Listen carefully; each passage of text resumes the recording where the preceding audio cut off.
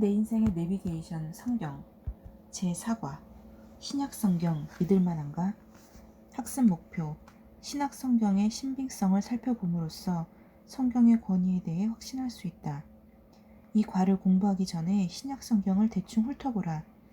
그 기원과 27권의 책이 어떻게 한 권으로 모아졌는지 생각해 본 적이 있는가? 신약 성경의 첫 권이 AD 50년 이후에 쓰였을 것이라는 학계 정설에 따르면 교회는 예수님의 승천 후 처음 20년 동안은 신약 성경을 갖고 있지 않았을 것이다.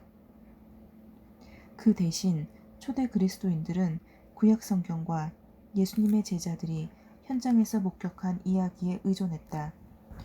기독교는 예수님의 설교로 시작되었지만 그분을 따랐던 제자들의 신실한 증거를 통해 구전으로 퍼졌다. 결과적으로 구전 복음과 교회에 보낸 사도들의 글들이 신약 성경으로 보존되었다. 신약 성경은 바울의 글로 시작해서 한 권씩 생겨났다. 바울이 교회들을 세웠을 때 편지로 그들과 연락을 했다. 데살로니가 교인들에게 쓴 편지를 시작으로 바울은 죽을 때까지 교회의 성도들과 서신 왕래를 했다. 그의 편지들은 필사되고 수집되어 모든 그리스도인 공동체의 구성원들이 다 알게 될 때까지 교회들이 돌아가면서 읽었다. 시간이 지나면서 살아있는 목격자들의 수가 적어지자 그들의 이야기를 보존하기 위해 복음서들이 기록되었다. 마가가 그의 복음서를 처음으로 기록했고 마태와 누가, 요한이 차례로 복음서를 기록했다. 바울의 편지들과 복음서들에 이어 다른 서신서들과 사도행전 그리고 요한계시록이 뒤이어 기록되었다. 교회는 1세기 말쯤에 신약 성경의 모든 책들을 소유하게 되었다. 그러나 신약 성경 27권의 책들은 초대 교회 그리스도인들이 쓴 수많은 책들 중 지극히 일부일 뿐이다. 수많은 책들이 그리스도의 말씀과 가르침을 재해석하려고 시도했다.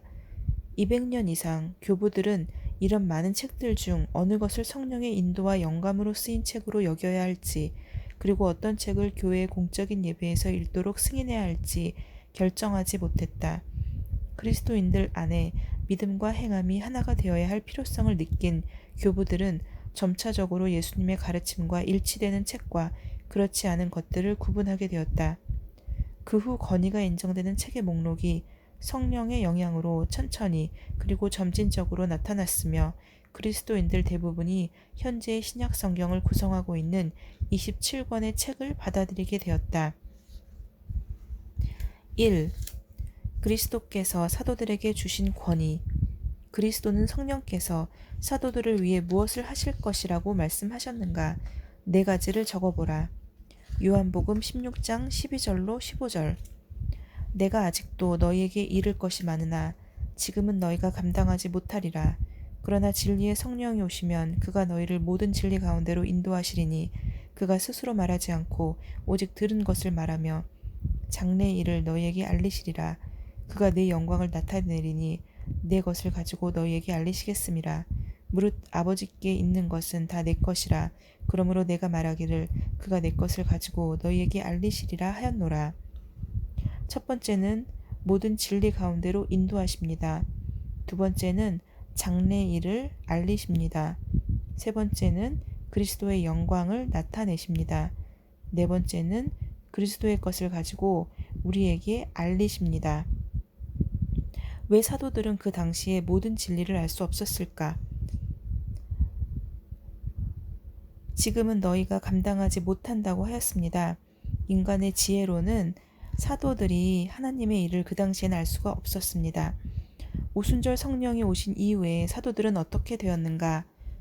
요한복음 16장 13절 그리고 사도행전 2장입니다.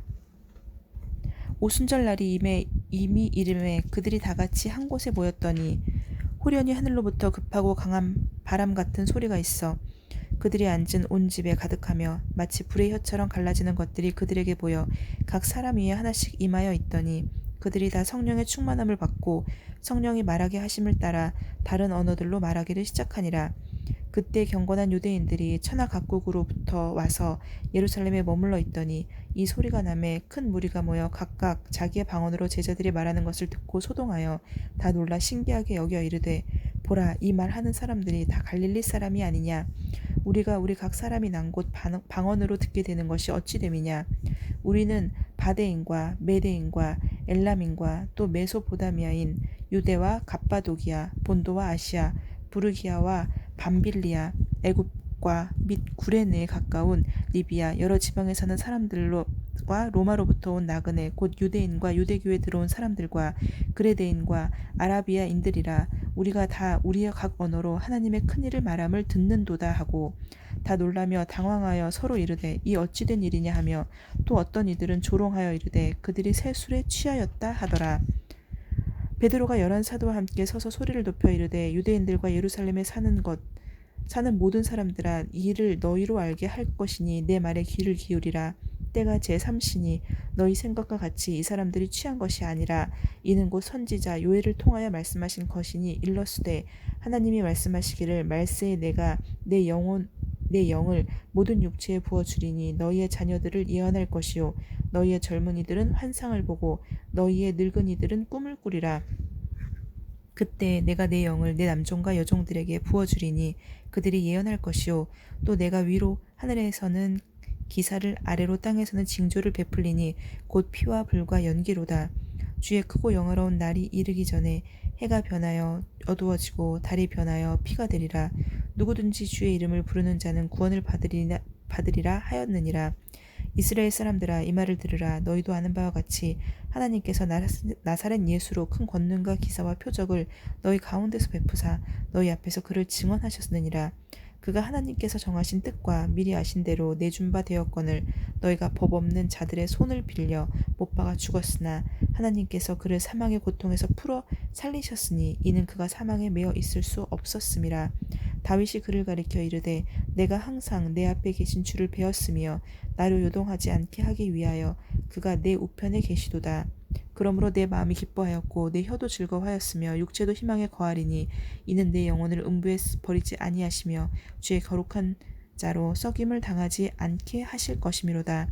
주께서 생명의 길을 내게 보이셨으니 주 앞에서 내게 기쁨이 충만하게 하시리로다 하였으므로 형제들아, 내가 조상 다윗에 대하여 담대히 말할 수 있노니 다윗이 죽어 장사되어 그 묘가 오늘까지 우리 중에 있도다. 그는 선지자라. 하나님이 이미 맹세하사 그 자손 중에서 한 사람을 그 위에 앉게 하리라 하심을 알고 미리 본 고로 그리스도의 부활을 말하되 그가 음부에 버림이 되지 않고 그의 육신이 썩음을 당하지 아니하시리라 하더니 이 예수를 하나님이 살리신 자라. 우리가 다 이 일의 증인이로다. 하나님이 오른손으로 예수를 높이심에 그가 약속하신 성령을 아버지께 받아서 너희가 보고 듣는 이것을 부어 주셨느니라. 다윗은 하늘에 올라가지 못하였으나 친히 말하여 이르되 주께서 내 주에게 말씀하시기를 내가 내 원수로 내 발등상이 되게 하기까지 너는 내 우편에 앉아 있으라 하셨도다 하였은즉 그런즉 이스라엘 온 집은 확실히 알지니 너희가 십자가에 못 박은 이 예수를 하나님이 주와 그리스도가 되게 하셨느니라 하니라. 그들이 이 말을 듣고 마음에 찔려 베드로와 다른 사도들에게 물어 이르되 형제들아, 우리가 어찌할꼬 하거늘. 베드로가 이르되 너희가 회개하여 각각 예수 그리스도의 이름으로 세례를 받고 죄 사함을 받으라. 그리하면 성령의 선물을 받으리니 이 약속은 너희와 너희 자녀와 모든 먼 사람 곧 주 우리 하나님이 얼마든지 부르시는 자들에게 하신 것이라 하고 또 여러 말로 확증하며 권하여 이르되 너희가 이 패역한 세대에서 구원을 받으라 하니 그 말을 받은 사람들은 세례를 받음에 이날의 신도의 수가 3,000이나 더하더라. 그들이 사도의 가르침을 받아 서로 교제하고 떡을 떼며 오로지 기도하기를 힘쓰니라.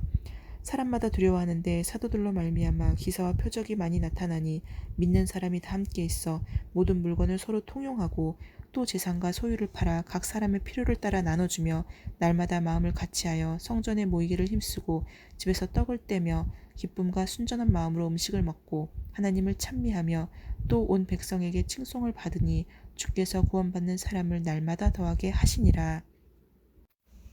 오순절 성령이 오신 이후에 사도들은 그리스도의 죽음과 부활을 증거하였습니다. 그리스도는 사도들에게 어떤 권위를 부여하셨는가? 요한복음 17장 18절, 20장 21절.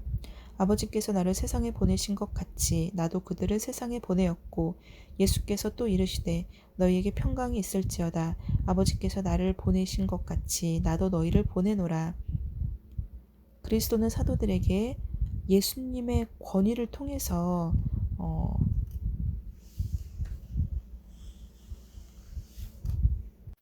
제자들을 보내셨습니다. 그리스도는 무엇을 근거로 자신을 근거할 사도들을 선택했는가? 요한복음 15장 26절로 27절, 누가복음 24장 46절로 48절. 내가 아버지께로부터 너희에게 보낼 보혜사 곧 아버지께로부터 나오시는 진리의 성령이 오실 때에 그가 나를 증언하실 것이요 너희도 처음부터 나와 함께 있었으므로 증언하느니라. 예수님이 세례 요한의 세례를 받으실 때부터 그리스도와 함께 지냈던 사람 중에 주님의 죽음과 부활을 증거할 사람을 선택하였습니다. 사도행전 9장 3절로 6절과 고린도전서 15장 7절로 9절에 의하면 바울은 어떤 점에서 사도로 적합했는가? 사울이 길을 가다가 다메섹에 가까이 이르더니 호련히 하늘로부터 빛이 그를 둘러 비치는지라. 땅에 엎드려져 들음에 소리가 있어 이르되 사울아 사울아 내가 어찌하여 나를 박해하느냐 하시거늘 대답하여 주어 누구시니까 이르시되 나는 내가 박해하는 예수라.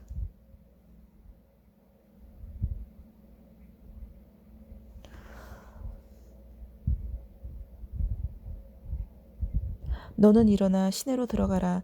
내가 행한 것을 내게 이를 자가 있느니라 하시니. 그 후에 야고보에게 보이셨으며 그 후에 모든 사도들에게와 맨 나중에 만삭되지 못하여 난 자 같은 내게도 보이셨으니라. 나는 사도 중에 가장 작은 자라. 나는 하나님의 교회를 박해하였으므로 사도라 칭함받기를 감당하지 못할 자니라. 바울은 하나님의 은혜를 받아서 사도가 되었습니다. 그리스도는 바울에게 어떤 권위를 부하셨는가? 사도행전 26장 15절로 18절. 내가 대답하되 주님 누구시니까? 주께서 이르시되 나는 내가 박해하는 예수라. 일어나 너희 발로 서라. 내가 내게 나타난 것은 곧 내가 나를 본 일과 장차 내가 내게 나타날 일에 너로 종과 증인을 삼으려 함이니 이스라엘과 이방인들에게서 내가 너를 구원하여 그들에게 보내어 그 눈을 뜨게 하여 어둠에서 빛으로 사탄의 권세에서 하나님께로 돌아오게 하고 죄 사함과 나를 믿어 거룩하게 된 무리 가운데서 기업을 얻게 하리라 하더이다. 그리스도는 바울에게 너로 종과 증인을 삼으려 하였고 이스라엘과 이방인들에게 내가 너를 구원하여 그들에게 보내어 그 눈을 뜨게 하여 어둠에서 빛으로 사탄의 권세에서 하느님께로 돌아오게 해서 제 사함과 하나님을 믿어 거룩하게 된 무리 가운데로 기업을 얻게 하는 그런 권위를 부여해 주었습니다. 이 그리스도의 권위로 신약성경을 기록한 사도들, 첫 번째 바울입니다. 그는 로마서의 첫머리에서 자신을 무엇이라고 불렀는가? 예수 그리스도의 종 바울은 사도를 부르심을 받아 하나님의 복음을 위하여 택정함을 입었으니 예수 그리스도의 종이라고 자신을 불렀습니다. 그가 전파한 것은 누구에게서 받은 것이라고 말했는가? 갈라디아서 1장 11절로 12절. 형제들아 내가 너희에게 알게 하노니 내가 전한 복음은 사람의 뜻을 따라 된 것이 아니니라. 이는 내가 사람에게서 받은 것도 아니요 배운 것도 아니요 오직 예수 그리스도의 계시로 말미암은 것이니라. 바울이 전파한 것은 오직 예수 그리스도의 계시로 말미암아 된 것이라고 하였습니다. 베드로는 바울의 글에 대해 어떻게 생각했는가? 베드로후서 3장 15절. 또 우리 주의 오래 참으심이 구원이 될 줄로 여기라. 우리가 사랑하는 형제 바울도 그 받은 지혜대로 너에게 이같이 썼고. 베드로는 바울의 글에 대해서 그가 받은 지혜대로 우리에게 이같이 썼다고 이야기하였습니다. 베드로는 신약 성경을 억지로 풀어 잘못 사용하는 사람들에 대해서 어떻게 생각했는가? 베드로후서 3장 16절. 또 그 모든 편지에도 이런 일에 관하여 말하였으되 그 중에 알기 어려운 것이 더러 있으니 무식한 자들과 굳세지 못한 자들이 다른 성경과 같이 그것도 억지로 풀다가 스스로 멸망에 이르느니라. 억지로 풀어 사용하는 사람들은 스스로 멸망에 이른다고 이야기하였습니다. 두 번째로는 히브리서 저자입니다. 히브리서 저자가 말한 권위의 근원은 무엇인가? 히브리서 1장 1절로 2절. 옛적의 선지자들을 통하여 여러 부분과 여러 모양으로 우리 조상들에게 말씀하신 하나님이 이 모든 날 마지막에는 아들을 통하여 우리에게 말씀하셨느니 이 아들을 만유의 상속자로 세우시고 또 그를 말미암아 모든 세계를 지으셨느니라. 권위의 근원은 하나님의 아들입니다. 세 번째로 야고보입니다. 예수님의 형제인 야고보는 어떤 권위로 야고보서를 보냈는가? 하나님과 주 예수 그리스도의 종 야고보는 흩어져 있는 12지파에게 문안하노라. 야고보는 하나님과 주 예수 그리스도의 종이라고 야고보서를 보냈습니다. 네 번째로는 요한입니다. 요한은 무슨 권위로 서신서를 기록한다고 주장했는가? 요한 1서 1장 1절로 3절. 태초부터 있는 생명의 말씀에 관하여는 우리가 들은 바요 눈으로 본 바요 자세히 보고 우리의 손으로 만진 바라. 이 생명이 나타내신 바 된지라. 이 영원한 생명을 우리가 보았고 증언하여 너희에게 전하노니 이는 아버지와 함께 계시다가 우리에게 나타내신 바 된 이시니라. 우리가 보고 들은 바를 너희에게도 전함은 너희로 우리와 사귐이 있게 하려 함이니 우리의 사귐은 아버지와 그의 아들 예수 그리스도와 더불어 누림이라. 요한은 직접 우리가 들은 바요 눈으로 본 바요 자세히 보고 우리의 손으로 만진 바라 이야기했고, 이 생명이 나타내신 바 된지라. 이 영원한 생명을 우리가 보았고 증언하기 위해서 전한다고 그렇게 주장하였습니다. 요한 계시록은 어떻게 기록되어 있는가? 예수 그리스도의 계시라. 이는 하나님이 그에게 주사 반드시 속히 일어날 일들을 그 종들에게 보이시려고 그의 천사를 그 종 요한에게 보내어 알게 하신 것이라. 요한 계시록은 앞으로 속히 일어날 일들을 그 종들에게 보이시려고 그의 천사를 요한에게 보내어 알게 하신 것이라고 이야기하고 있습니다. 다섯 번째는 유다입니다. 예수님의 다른 형제인 유다는 유다서 1절에서 자신을 무엇이라고 불렀는가? 예수 그리스도의 종이요 야고보의 형제인 유다는 부르심을 받은 자, 곧 하나님 아버지 안에서 사랑을 얻고 예수 그리스도를 위하여 지키심을 받은 자들에게 편지하노라. 예수 그리스도의 종이라고 하였습니다. 바울과 야고보, 유다가 자신들을 그리스도의 종이라고 말한 것은 무엇을 의미하는가? 종이라는 것은 주인의 말에 복종하고 또 순종하는 것입니다. 그래서 그리스도의 종이라는 표현을 쓴 거는 자기 자신의 유익을 위해서가 아니라 그리스도를 위해서 순종해서 주의 일을 하겠다는 그리고 하였다는 그러한 표현이라고 생각합니다. 여섯 번째는 베드로입니다. 베드로는 자신을 무엇이라고 불렀는가? 예수 그리스도의 사도 베드로는 본도 갈라디아, 갑바도기아, 아시아와 비두니아에 흩어진 나그네. 베드로는 예수 그리스도의 사도라고 표현했습니다. 베드로는 사람들에게 무엇을 알려주었으며 그 가르침의 권위의 근거는 무엇인가? 베드로후서 1장 16절. 우리 주 예수 그리스도의 능력과 강림하심을 너희에게 알게 한 것이 교모히 만든 이야기를 따른 것이 아니요 우리는 그의 크신 위엄을 친히 본 자라. 베드로는 경험에 근거하여 이야기를 하였습니다. 변화산에서 야고보, 요한과 함께 예수님의 영광스러운 모습을 직접 목격하고 그의 크신 위엄을 보았기 때문에 베드로는 이러한 경험을 이야기하고 있습니다. 사도들이 그리스도에 관하여 정확하게 썼다고 확신한 근거는 무엇인가? 고린도후서 4장 5절로 6절. 우리는 우리를 전파하는 것이 아니라 오직 그리스도 예수의 주되신 것과 또 예수를 위하여 우리가 너희의 종된 것을 전파함이라. 어두운 데에 빛이 비치라 말씀하셨던 그 하나님께서 예수 그리스도의 얼굴에 있는 하나님 영광을 아는 빛을 우리 마음에 비추셨느니라. 그 근거는 어두운 데에 빛이 비치라 말씀하셨던 그 말씀이 그 빛을 우리 마음에 비춰주셨고 그 빛은 깨달음의 빛이었습니다. 그래서 확신한 근거는 깨달음의 빛이라고 표현할 수 있습니다. 예수 그리스도의 교회는 어디에 근거를 두고 세워졌는가? 에베소서 2장 20절. 너희는 사도들과 선지자들의 터 위에 세우심을 입은 자라. 그리스도 예수께서 친히 모퉁이 돌이 되셨느니라. 사도들과 선지자들의 터 위에 세워졌는데 그것은 예수께서 우리의 모퉁이 돌이 되셨기 때문에 가능한 것이었습니다. 이 과에서 당신에게 가장 의미 있는 것은 무엇인가? 오늘의 적용입니다.